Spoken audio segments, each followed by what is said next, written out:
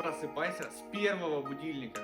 Многие люди, а возможно и ты сам, любят ставить по 10 будильников, которые играют через каждые 5-10 минут, чтобы еще немного выспаться и отдохнуть. Но, к сожалению, это дает обратный эффект. Многократное повторение циклов пробуждения и засыпания приводит к проблемам. От этого начинает на весь день появляться сонливость, появляется бессонница и апноэ, нарушается циркадный ритм. А все потому, что за последние 5-10 минут наш организм не успевает уйти в глубокий сон. Мы постоянно прерываем его. В этом и кроется вся проблема.